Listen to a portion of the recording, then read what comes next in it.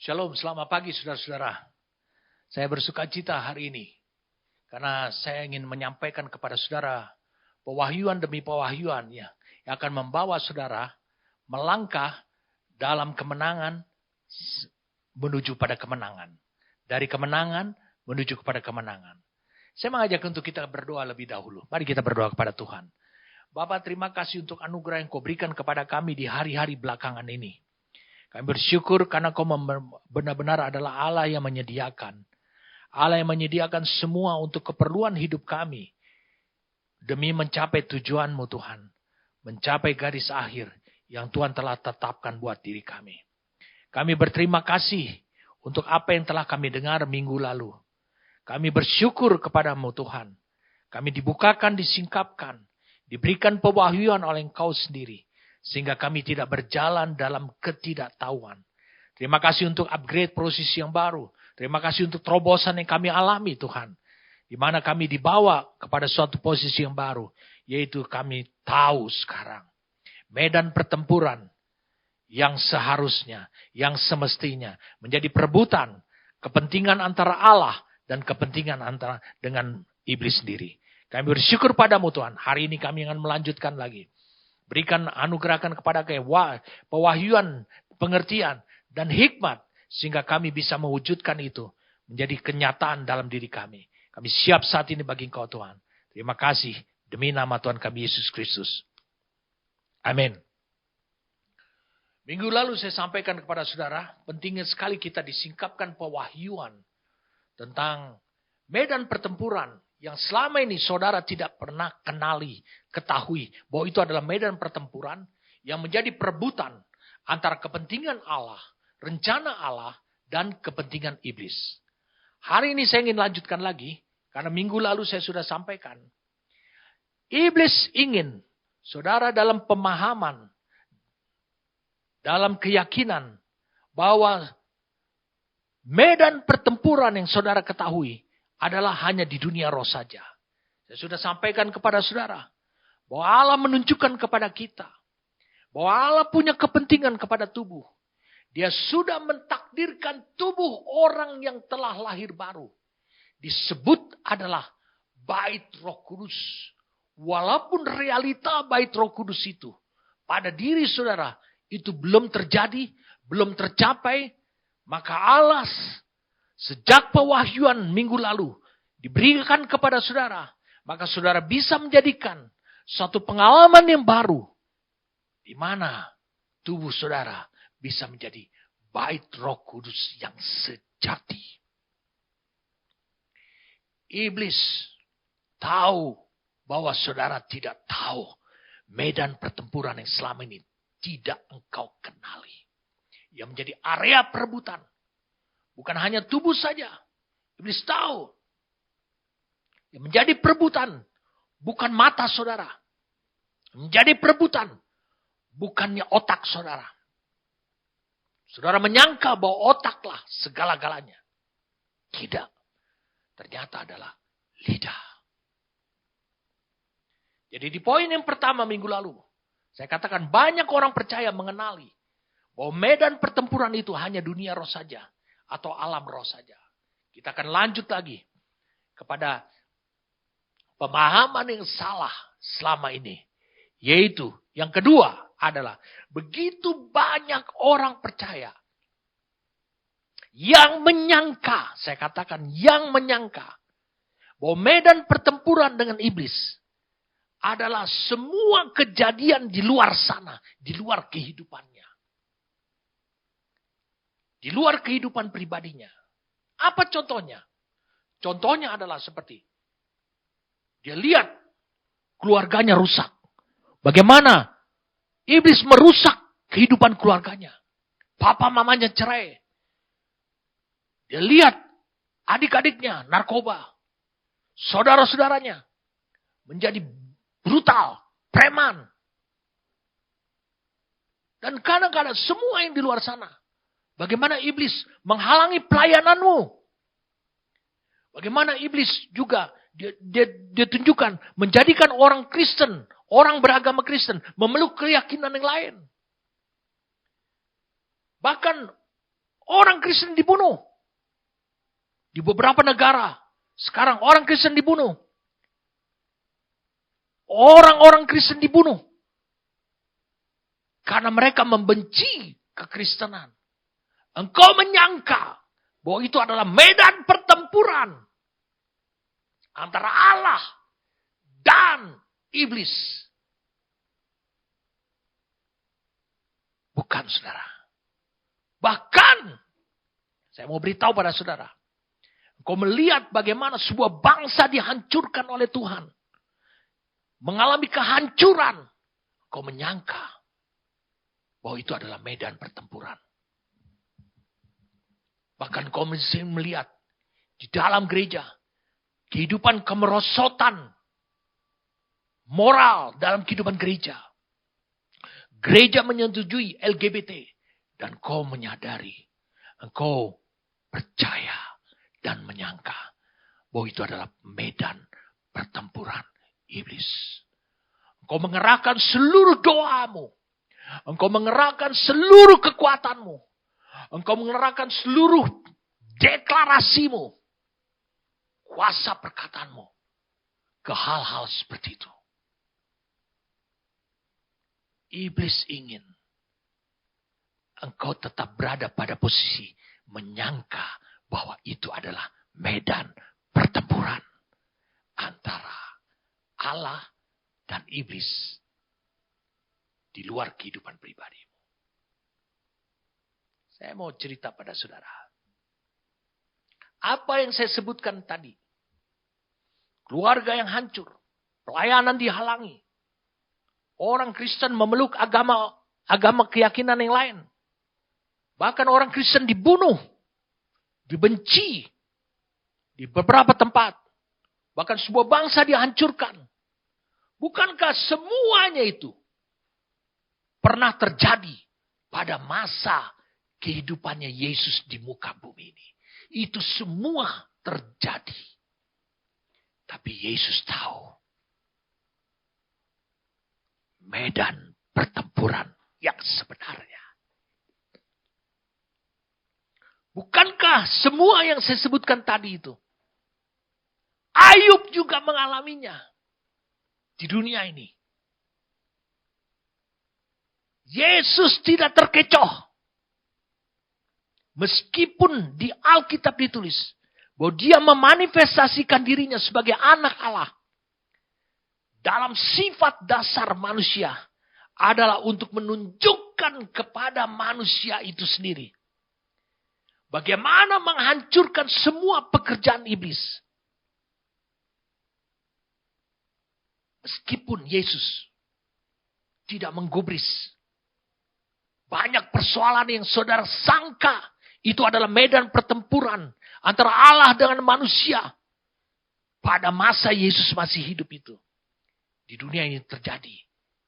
Yaitu keluarga yang berantakan. Orang yang murtad. Sebuah bangsa dihancurkan. Bahkan pelayanan benar-benar dirusak. Saudara bisa lihat. 1 Yohanes pasal yang ketiga. Itu jelas ditulis di situ. 1 Yohanes pasal yang ketiga.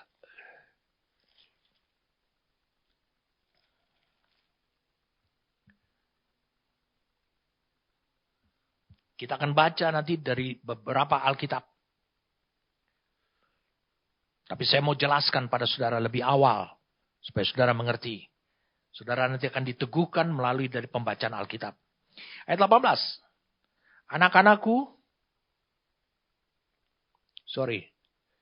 Anak-anakku, marilah kita mengasihi. Ayat 8. Barang siapa yang tetap berbuat dosa berasal dari iblis.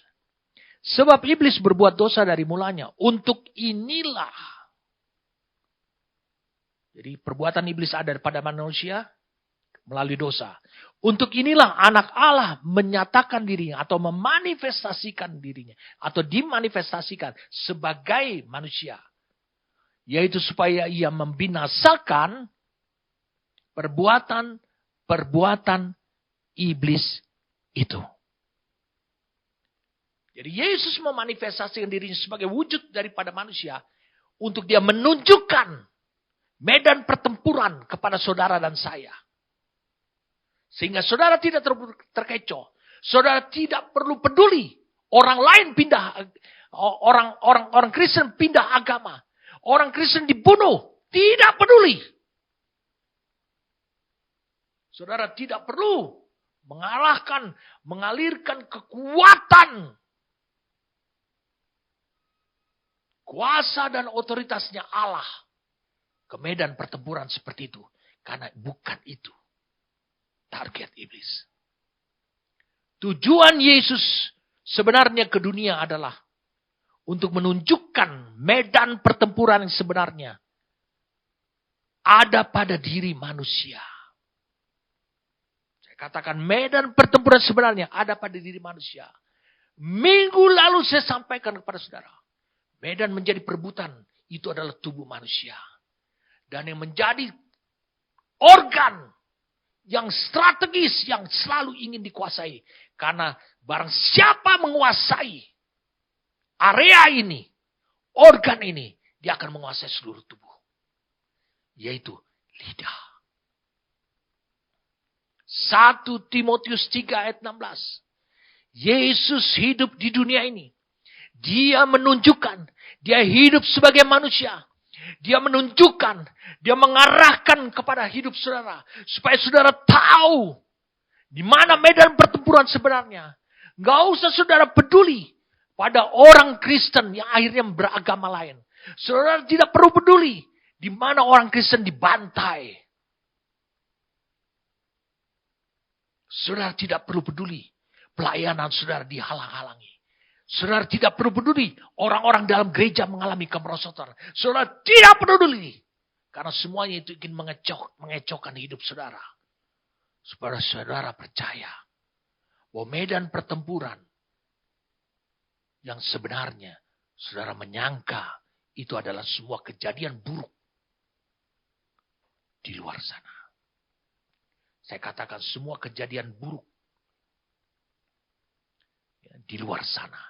Di luar kehidupan saudara. Bukan saudara. 1 Timotius pasal yang ketiga. Nanti saya akan detailkan ini. Oh, saya semangat sekali. Saya menyala-nyala. Untuk menunjukkan kepada saudara.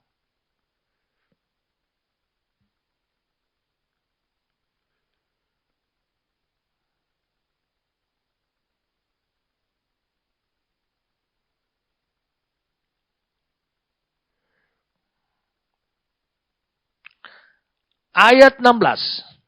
Yesus menyatakan dirinya. Dan sesungguhnya agunglah rahasia ibadah kita. Dia yang telah menyatakan dirinya dalam rupa manusia. Dibenarkan dalam roh. Yang menampakkan dirinya kepada malaikat-malaikat. Diberitakan di antara bangsa-bangsa yang tidak mengenal Allah. Yang dipercayai di dalam dunia. Diangkat dalam kemuliaannya. Dia menyatakan dirinya sebagai manusia. Untuk tujuan apa? Bahkan untuk bangsa-bangsa juga. Mari kita lihat sekarang Kolose 1 ayat 26. Kolose 1 ayat 26. Dikatakan di situ. Yaitu rahasia yang tersembunyi dari abad ke abad. Dan dari turunan ke turunan. Tapi yang sekarang dinyatakan kepada orang-orang kudusnya oleh siapa? Ayat 25 yang mengatakan oleh Kristus. Kristus hidup di dunia ini untuk menunjukkan kepada saudara. Ada rahasia. Engkau tidak bisa maju secara rohani. Engkau tidak bisa memenangkan peperangan secara rohani. Kalau itu masih jadi rahasia. 1 Korintus 2. Ayat yang ke-7.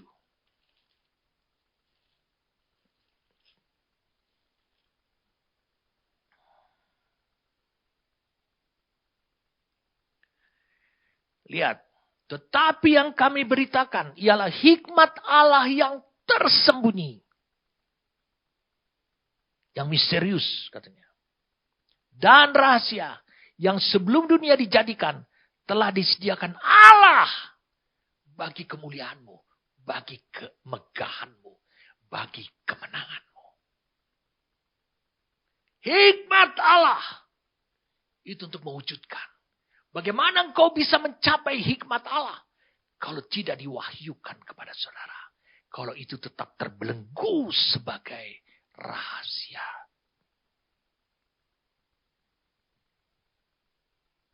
Amin.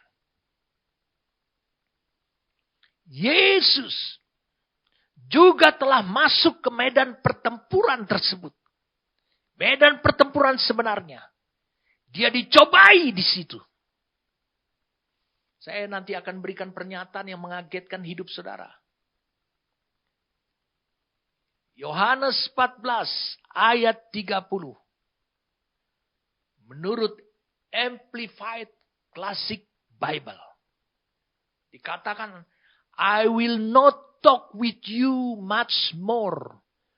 For the prince, evil genius, ruler of the world is coming. And he has no claim on me. He has nothing in common with me. There is nothing in me that belongs to him. And he has no power over me.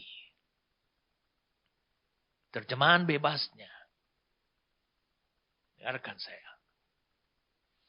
Itu sebabnya, aku, Yesus, tidak akan berbicara dengan kalian lebih banyak lagi.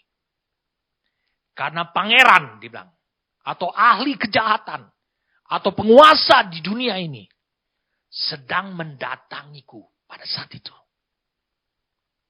Dan dia tidak bisa menuntut apapun dariku. Sebab dia tidak menemukan dia tidak memiliki kesamaan denganku yang ada padaku. Tidak ada dalam diriku yang dimilikinya. Dan dia tidak memiliki kekuatan ataupun kuasa ataupun kemenangan atasku. Itu kalimat yang diucapkan Yesus.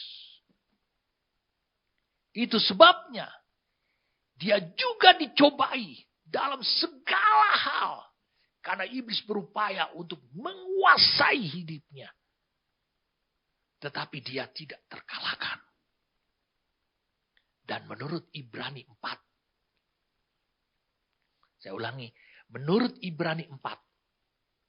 Ayat yang ke-15.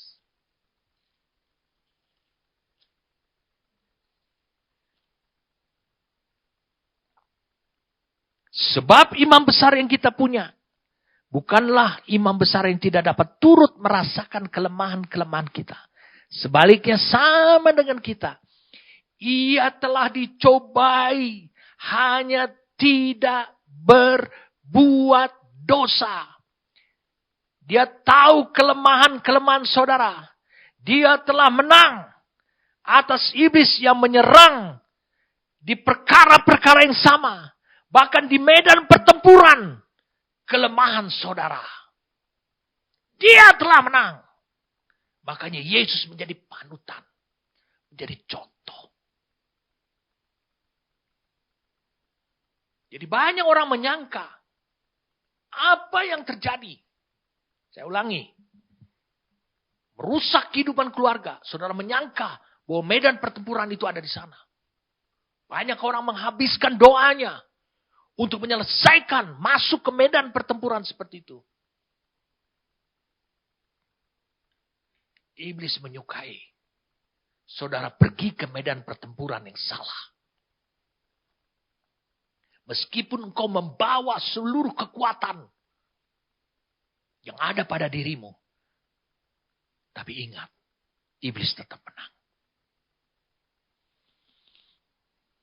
Oke. Kita akan lompat masuk kepada poin yang ketiga. Kita udah tahu bahwa iblis mencobai habis-habisan Ayub.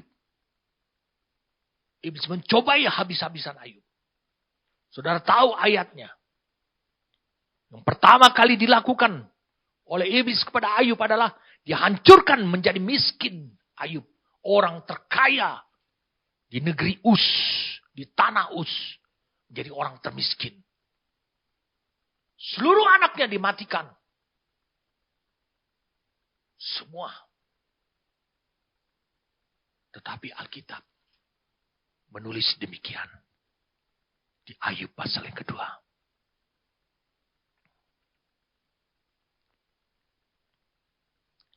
Ayat 10. Tetapi jawab Ayub kepadanya, kepada istrinya. Engkau berbicara seperti perempuan gila. Atau perempuan bodoh. Apakah kita mau menerima yang baik dari Allah, tetapi tidak mau menerima yang buruk? Yang penting dari Allah. Berarti Allah izinkan. Allah yang pegang kontrol. Dalam kesemuanya itu. Anaknya mati. Dalam kesemuanya itu. Ekonominya hancur. Dalam kesemuanya itu. Sakit penyakit melanda hidupnya. Dalam kesemuanya itu. Istrinya menjadi orang bodoh. Bertindak bodoh. Ayub tidak berbuat dosa dengan bibirnya. Menangkah iblis?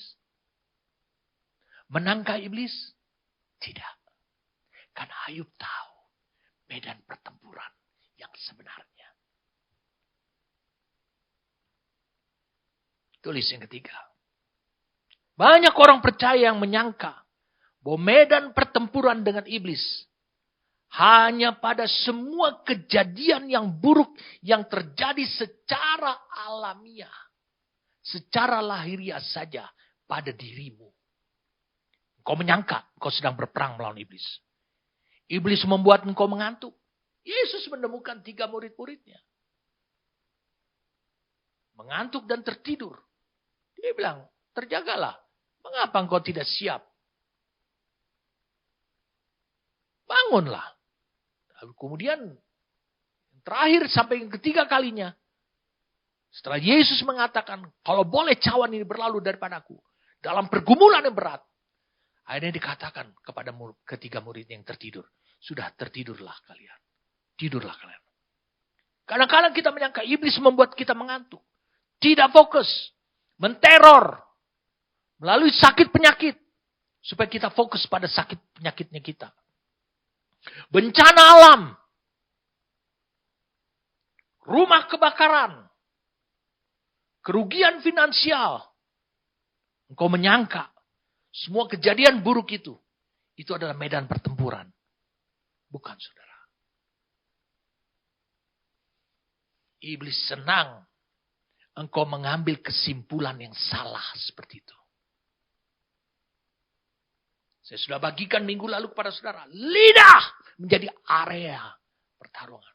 Dan banyak orang yang mendengarkan firman Tuhan minggu lalu tidak menyangka bahwa itu adalah medan pertempuran antara Allah dan iblis pada diri manusia. Bukan pada otak manusia. Apa yang menyebabkan kau ngantuk? Bukan lidahmu.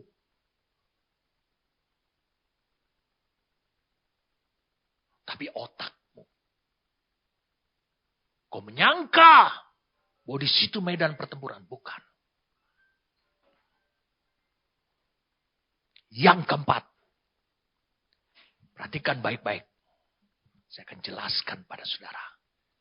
Keteladanannya Yesus. Dia tahu saudara akan dicobai di titik yang sama. Bersama-sama dengan Yesus. Apa yang sudah dialami Yesus. Ini yang dialami. Yang keempat. Banyak orang percaya yang menyangka bahwa di medan pertempuran tersebut, jika saudara memenangkannya dari iblis,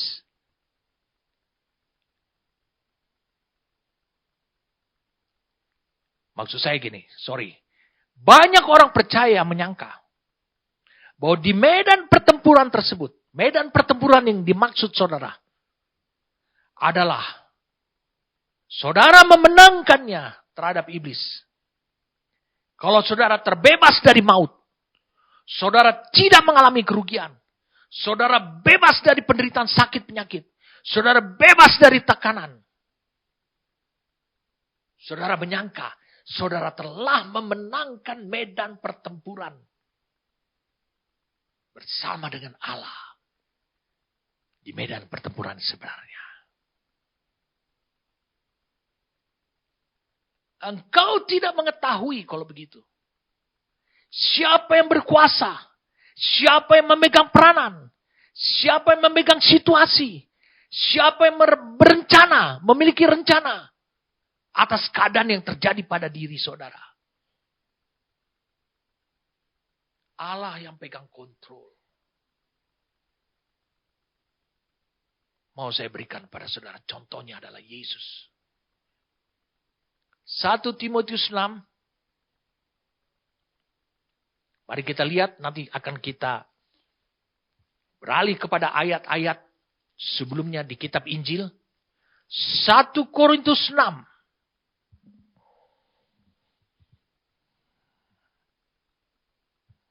Lihat. Ayat 12 dan 13. Bertandinglah dalam pertandingan iman yang benar. Dan rebutlah hidup yang kekal. Untuk itulah engkau telah dipanggil dan telah engkau ikrarkan ikrar yang benar di depan banyak saksi. Di hadapan Allah yang memberikan hidup kepada segala sesuatu dan di hadapan Kristus Yesus yang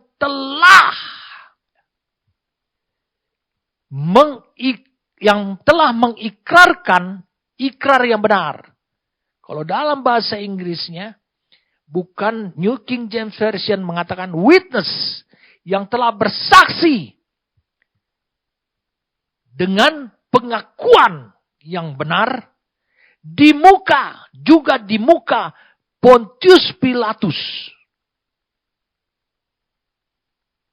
Kuserukan kepadamu, turutilah perintah ini dengan tidak bercacat dan tidak bercela. Hingga pada saat Tuhan kita Yesus Kristus menyatakan dirinya.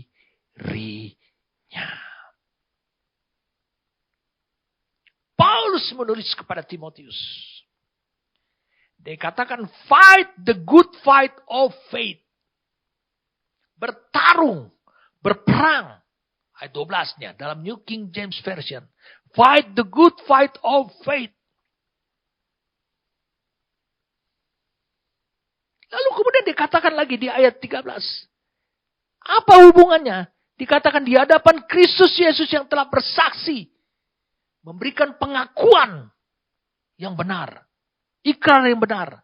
Di muka Pontius Pilatus.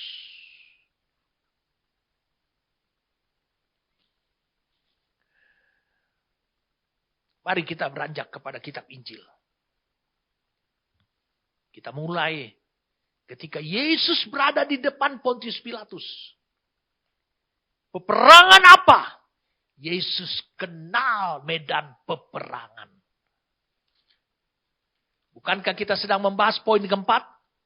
Engkau menyangka kemenanganmu di medan pertempuran yang dimaksudkan oleh Allah ini adalah ketika engkau terbebas dari maut, lihat apa yang dialami oleh Yesus.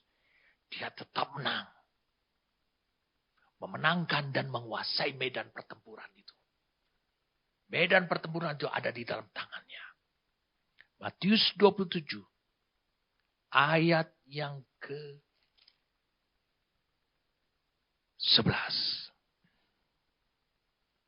Lalu Yesus dihadapkan kepada wali negeri, yaitu Pontius Pilatus. Dan wali negeri bertanya kepadanya, engkaukah raja orang Yahudi? Jawab Yesus, engkau sendiri mengatakannya. engkau sendiri mengatakannya. Engkaukah raja orang Yahudi? Yesus mengakui kebenaran tentang dirinya dan setuju dengan pernyataan Pilatus bahwa dia adalah raja orang Yahudi. Dari mana saudara bisa tahu? Dari orang Majus. Orang Majus bertanya, di manakah raja orang Yahudi yang baru lahir? Wah. Raja orang Yahudi. Yesus memulai kerajaannya. Dimulai dari bangsa Yahudi. Jadi Yesus mengetahui kebenaran tentang dirinya. Padahal.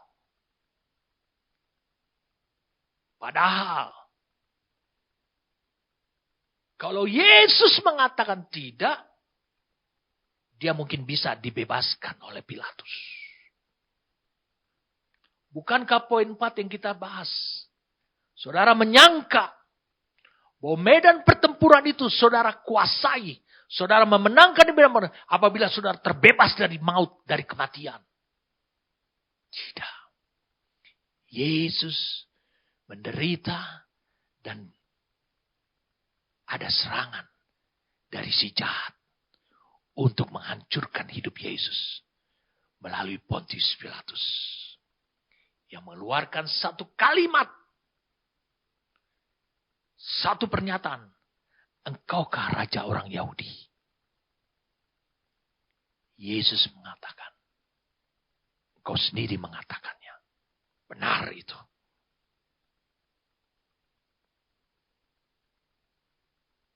Dan Yesus dengan berani. Di Yohanes 19 ayat 11.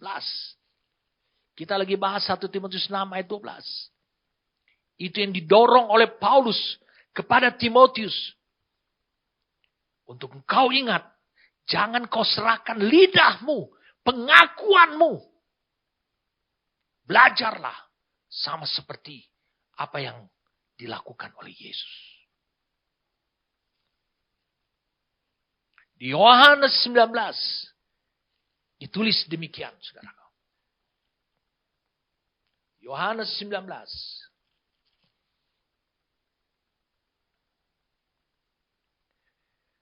ayat 10. Maka kata Pilatus kepadanya, tidakkah engkau mau berbicara dengan aku? Tidakkah engkau tahu bahwa aku berkuasa untuk membebaskan engkau dan berkuasa juga untuk menyalibkan engkau? Wow. Yesus menjawab, engkau tidak mempunyai kuasa apapun terhadap aku. Jikalau kuasa itu tidak diberikan kepadamu dari atas, dari Bapa. Sebab itu, dia yang menyerahkan aku kepadamu lebih besar dosanya. Yesus bersaksi ke depan Pilatus tentang kedaulatan Allah. Dan mengatakan kepada Pilatus bahwa sama sekali engkau Pilatus, engkau tidak memiliki kuasa untuk menentukan nasibnya aku, nasibnya Yesus. Kecuali jika itu diberikan kepada Pilatus dari Bapa. Yesus juga sebenarnya memberitahukan kepada Pilatus bahwa Bapalah yang berkuasa, bahwa Bapalah yang sedang memegang kendali, bukan Pilatus.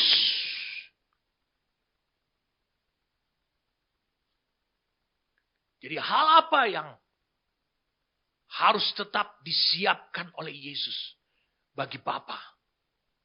Dia percaya bahwa Bapa yang memegang kendali adalah supaya tetap Bapa berkenan kepada hidupnya. Yaitu lidahnya tidak mau mengikuti tawaran Pilatus. Karena baik hidup dan mati, dia tahu Bapa yang pegang peranan.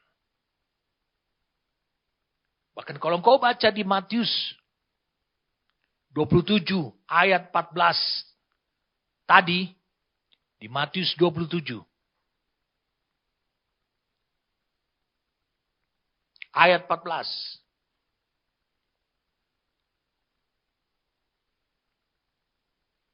Dia bilang begini, mulai dari ayat 12. Tetapi atas tuduhan yang diajukan imam-imam kepala dan tua-tua terhadap dia, ia tidak memberi jawab apapun. Maka kata Pilatus kepadanya, tidakkah engkau dengar betapa banyaknya tuduhan saksi-saksi ini terhadap engkau? Tetapi ia tidak menjawab suatu kata pun. Sehingga wali negeri itu juga sangat heran. Kenapa Pilatus heran? Kalau dia bisa memberikan aja, membantah tuduhan-tuduhan tersebut, maka Pilatus bisa berkuasa untuk membebaskan Yesus. Yesus diam dengan tuduhan tersebut. Karena dia tahu bahwa Allah yang pegang kontrol. Bapa yang pegang peranan. Jadi Yesus diam dengan tuduhan tersebut. Adalah menolak untuk membela dirinya. Tapi membiarkan hidupnya ada dalam kehendak Allah Bapa.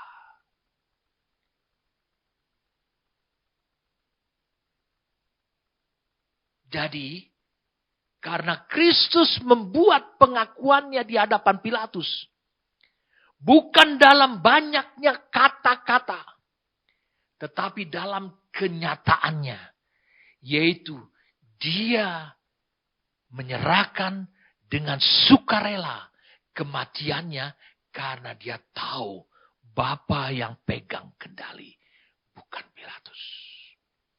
Banyak orang menyangka kalau dia terbebas daripada maut, dalam posisi sama seperti kepada Yesus yang dialami oleh Yesus, ataupun posisi sama seperti kayak Paulus, dia menyangka bahwa orang ini menang dalam medan pertempuran. Tetapi Yesus justru dia tetap menyerahkannya kepada peranan Bapa. Yesus sebenarnya bisa mengatakan bahwa dia tidak bersalah. Tapi lidah dan mulutnya akhirnya, kalau mengucapkan hal seperti itu, bertentangan dengan rencana dan kehendak dari Bapa. Dan dia berarti mengabaikan peranan Bapa ataupun Bapa yang pegang kendali. Dia tidak mau. Dengan cara begitulah, dia mengatakan kepada Pontius Pilatus.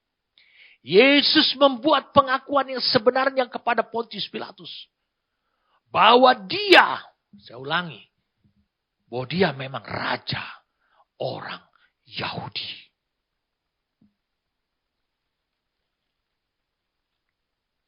Meskipun dalam percakapannya kepada Pontius Pilatus, dia mengatakan di Yohanes 18 ayat 36, dikatakan begini.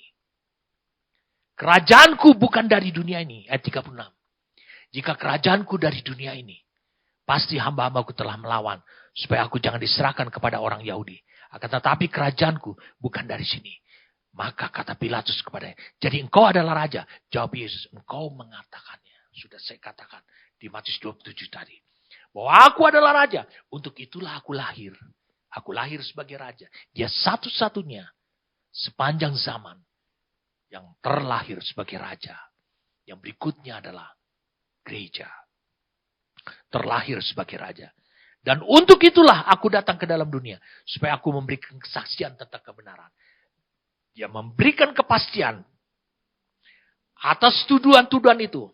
Sebenarnya dia memang betul raja. Setiap orang berasal dari kebenaran. Mendengarkan suaraku.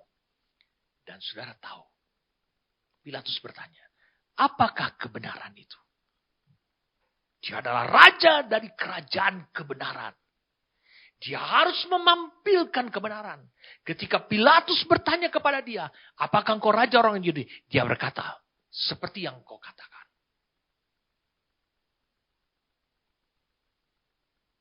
Dan dia memberikan gambaran bahwa kepentingan kerajaannya tidak bersaing dengan kaisar. Ketika dia mengucapkan kebenaran itu, jawab pertanyaan saya. Apakah kemudian Yesus dilepaskan oleh Pilatus? Ketika Yesus tidak berdosa dengan lidahnya tetap menjadi area kemenangan dan kelanjutan daripada rencana Allah atas hidupnya. Apakah kemudian Yesus dilepaskan oleh Pilatus? Tidak. Apakah Yesus bebas dari penderitaan dan kematian? Tidak. Dia justru mengalami kematian. Dan dia mengalami kemenangan. Apakah itu suatu kekalahan bagi Yesus? Dari dunia, dari iblis. Pada medan pertempuran strategis itu. Tidak. Sama seperti Ayub. Dia tidak berdosa dengan mulutnya. Karena itu, Paulus perintahkan Timotius untuk hidup sesuai dengan pengakuan yang benar. Itulah pertarungan medan pertempuran yang sebenarnya. Sama seperti yang Yesus lakukan. Satu lagi. 1 Petrus pasal yang kedua.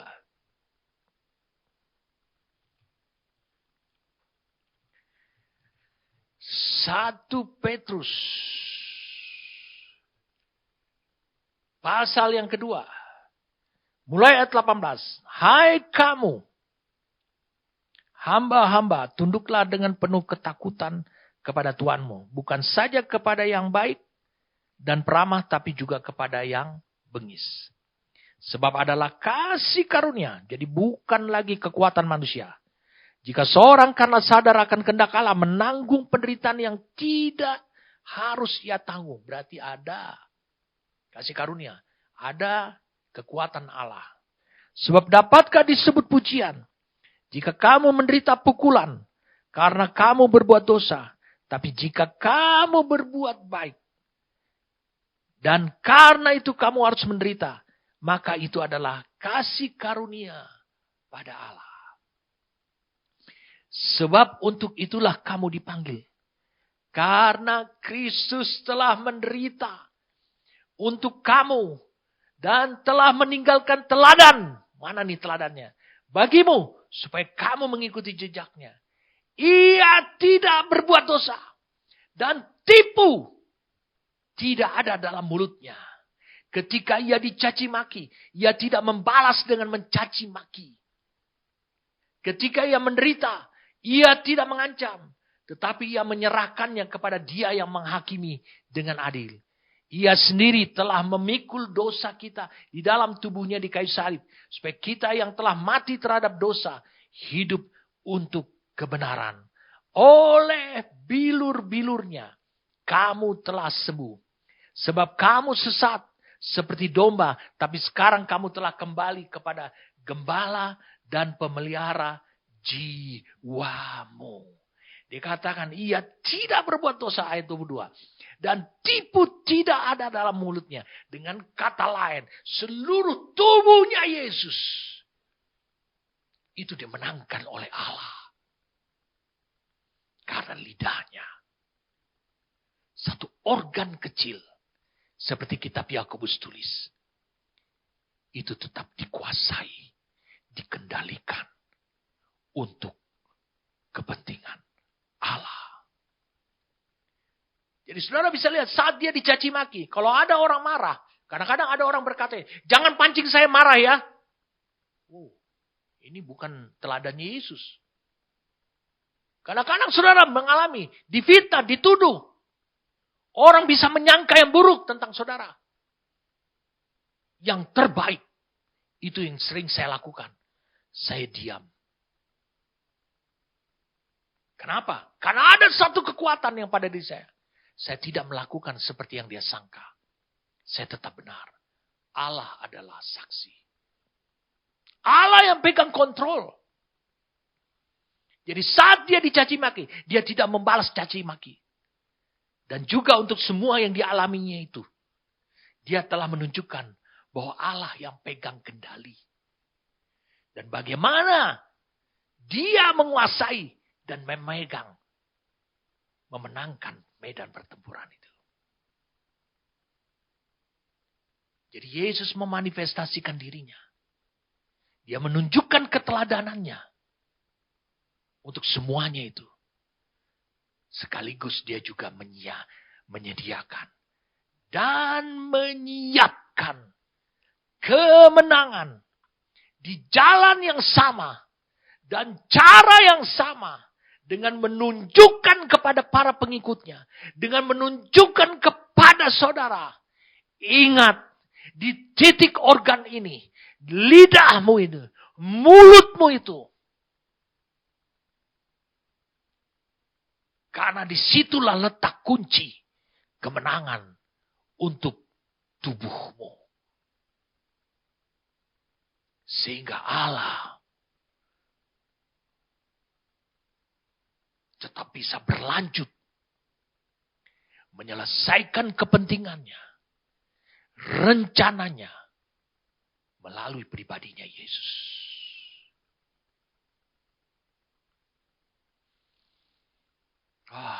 Luar biasa saudara. Saya katakan luar biasa. Apa yang Allah inginkan di dalam hidup saudara, Yesus telah menunjukkan keteladanannya. Apa artinya keteladanannya? Di ayat 21, dan telah meninggalkan teladan bagimu. Telah meninggalkan contoh. Berarti Allah telah menyediakan. Allah telah menyiapkan. Tinggal saudara ambil.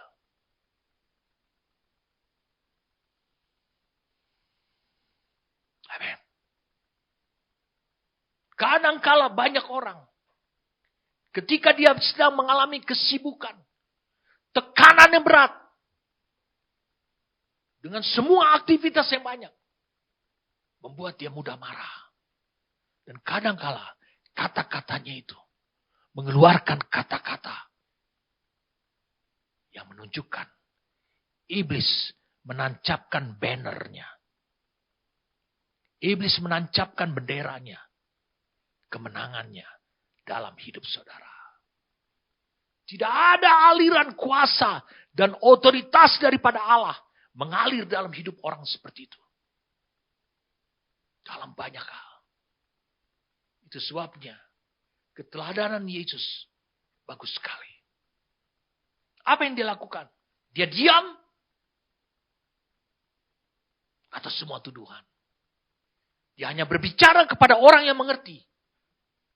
Dan dia berkata jujur. Karena dia tahu Allah yang pegang kendali.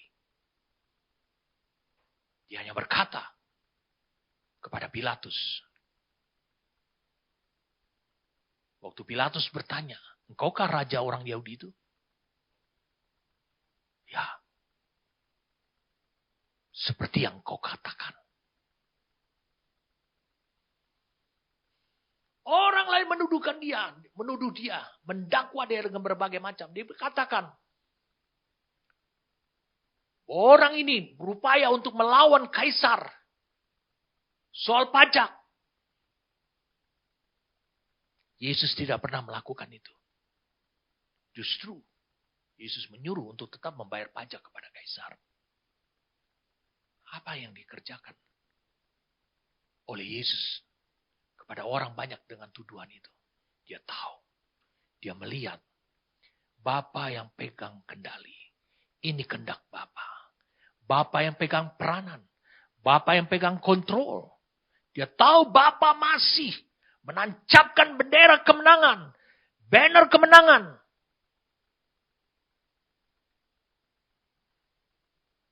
Di area kehidupan manusianya Yesus.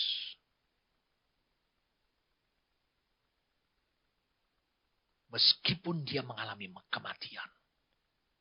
Yesus mengalami kerugian. Pakaiannya diambil banyak orang.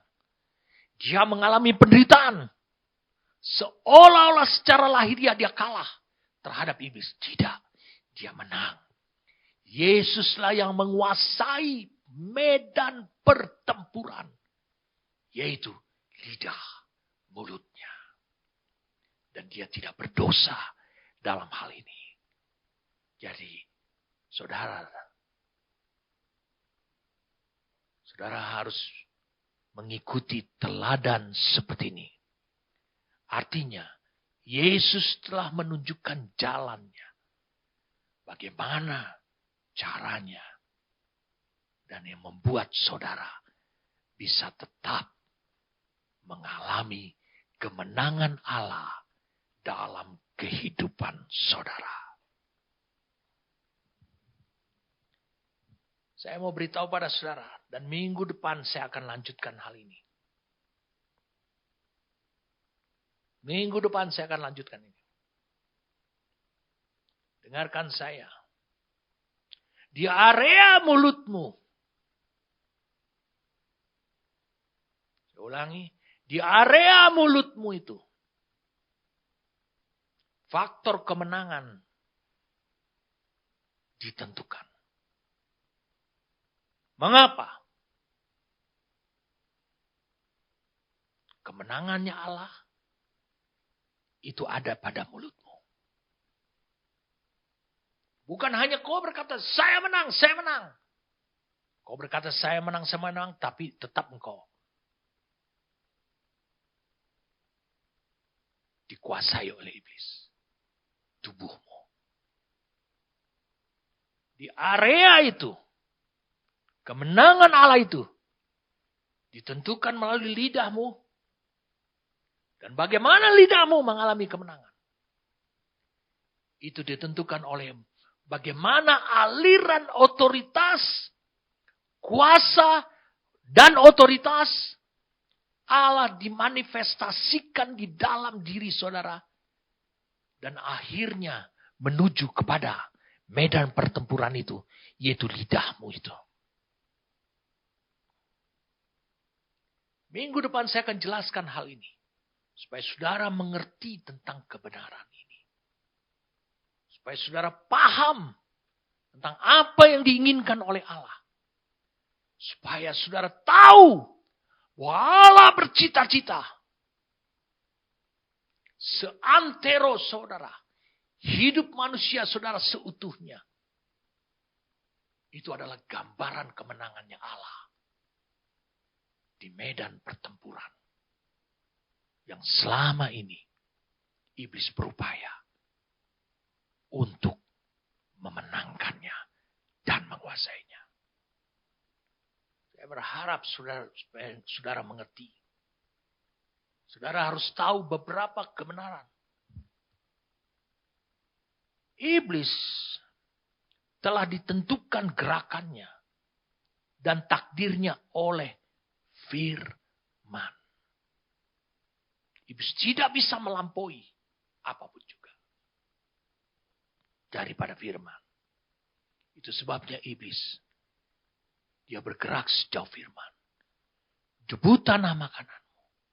Itu sebabnya manusia, tubuh manusia, kedagingan manusia menjadi sasaran utamanya dia. Dan iblis juga tahu bagaimana menguasai medan pertempuran tubuh ini. Dia tahu ada satu medan pertempuran strategis yang harus segera dikuasai, yaitu lidah. Disinilah pertarungan itu. Amin. Saudara bisa lihat. Ayub, meskipun dia mengalami kematian daripada semua anak-anaknya. Iblis bukan berarti telah memenangkan pertempuran. Di teritorial kehidupannya, manusianya Ayub tidak. Iblis belum. Kita lihat kemudian. Hartanya habis. Dia mengalami sakit penyakit. Ayub tidak pernah mengeluh. Alkitab berkata dia tidak bersalah dengan apa yang dia ucapkan. Bahkan kepada istrinya. Teman sekutu. Istri ikat janjinya dia. Yang Allah satukan dengan dirinya. Itu mengatakan seperti itu. Bertentangan dengan kehidupannya. dia tidak berdosa. Dengarkan saya. Engkau membutuhkan otoritas dan kuasa Allah untuk bisa mempertahankan lidahmu itu menjadi titik kemenangan atas iblis. Amin. Mari kita berdoa. Terima kasih untuk anugerah yang kau berikan kepada kami, Tuhan. Terima kasih untuk kebenaran yang kau singkapkan kepada kami. Terima kasih, Tuhan. Kau membawa kami, membuka rahasia ketidaktahuan kami lebih utuh lagi. Dan menunjukkan jalan kepada kami. Keteladanan yang Yesus telah berikan. Alami. Di masa pencobaan. Banyak orang menyangka pencobaan Yesus itu hanya ada di padang gurun saja. Bukan, saudara. Waktu dia berdiri di depan Pilatus.